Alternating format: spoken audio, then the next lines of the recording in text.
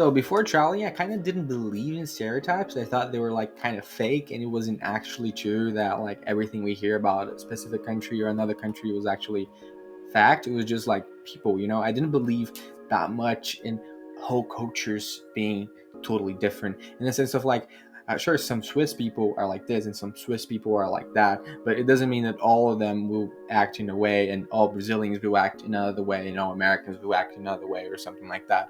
So I didn't believe that much. But then the more I traveled, the more I saw that stereotypes kind of make sense. They kind of have a reason to exist. Not the racist ones, not what I mean. What I mean is like Americans. Yeah, this is the first example I'm going to give. I didn't believe Americans were that bad at geography, and then I started traveling and I started meeting Americans abroad traveling, and I would expect that Americans who are actually abroad would be a little bit better than the average American geographically speaking, because they're not even in America. But then the amount of Americans who asked me literally was more than one, what the EU flag was. Like they saw the EU flag and it was like, oh, what country is this? Like I keep seeing this flag all the time. I'm in Europe, and like this is not the country I'm in. Why do they have this flag over here? Like they literally didn't know that the EU flag was a thing, and they didn't know how it looked. And I can't even imagine that. And I have never had an experience with anyone not from the EU, not from, I don't know, not even Canada, honestly, not Latin America, not anywhere, just like Americans. So I feel like the knowing less geography than most other people and knowing less about the rest of the world than other people is definitely true for Americans. And there's a lot of other stereotypes about like other nationalities that I think are mostly true as well. And I thought it wasn't, but it is. Another example of stereotypes is the French people are rude. Now, I wouldn't say French people are rude, but I would say that they're very confident in themselves. Like they're very firm in a way, not firm in a cold way, but firm in a way of being like very independent.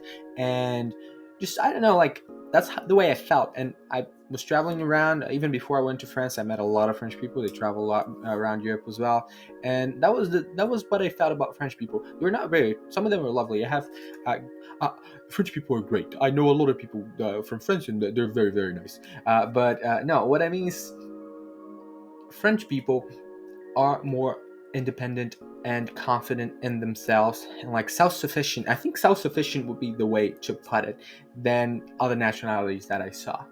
Then there's another stereotype of Irish people, also Canadians. I think, yeah, there's a stereotype of Irish people being very friendly, also Canadians being very friendly, even though Irish would be more like of a open kind of friendly and Canadian would be more of a soft kind of friendly. And I think those are both accurate. Like traveling around, met lots of Canadians, met lots of Irish people, and that's like those are very good stereotypes in a way. I think it's very accurate. Like I have made some very good friends from Ireland, and they're very lively. They have a very different type of humor, which kind of fits a little bit better with my humor, and I love that. Like I feel like some of the people I connected with the most are Irish, and it was mostly through humor, through like kind of not exactly dark humor, but like edgy humor. I also humor where your own joke.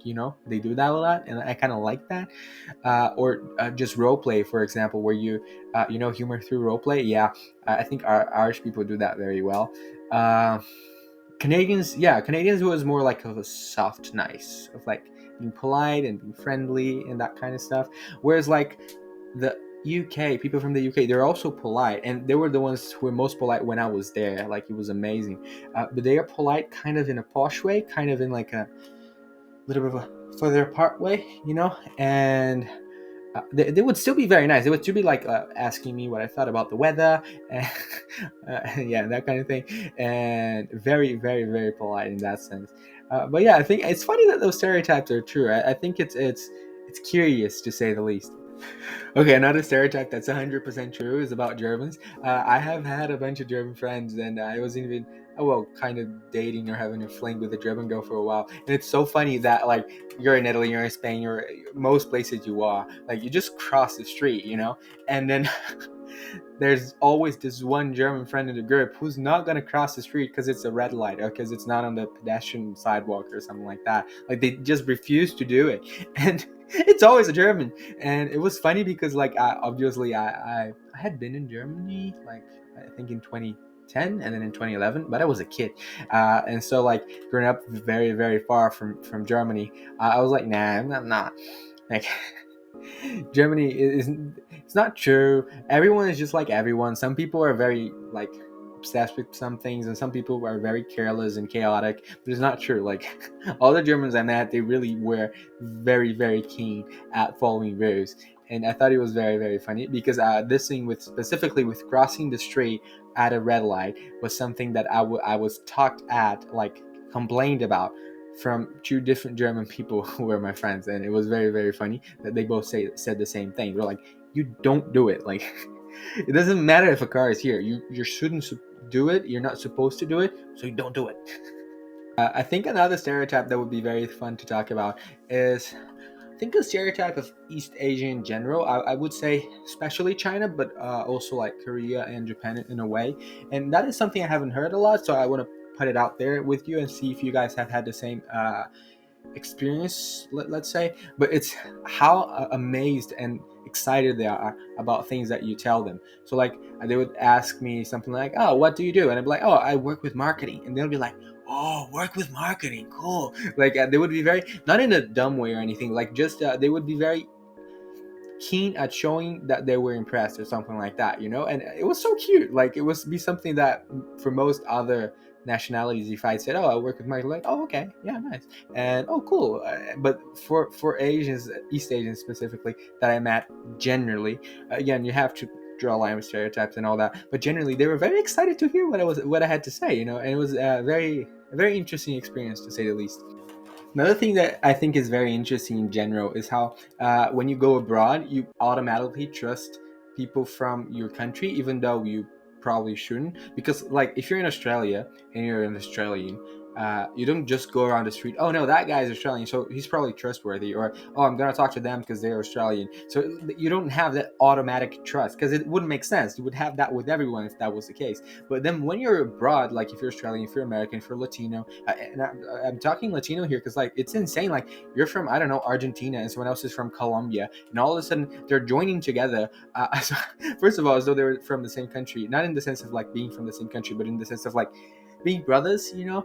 And then on top of that, they do like everyone else does, in the way of just automatically assuming that, yeah, yeah, no, we're from the same country, it's going to be all right, it's going to be okay. And I feel like every nationality does it to an extent or another. Obviously it's because of the language as well, but even for English speaking people in general, I saw that like Americans would tend to hang out a little bit more with Americans.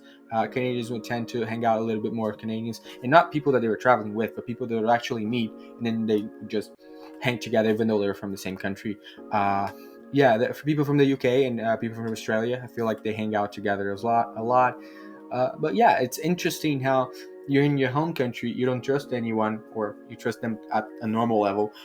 You leave, and all of a sudden, anyone you see from your home country, you literally just trust them with all your money and be like, "Yeah, I'll show you around, and yeah, let me pay this for you, and that's all right." And that's something that's very universal. I saw it in very different nationalities, very different types of people. I feel like people from the New World do that a little bit more, but even like Italians that I met outside of Italy, they also did that.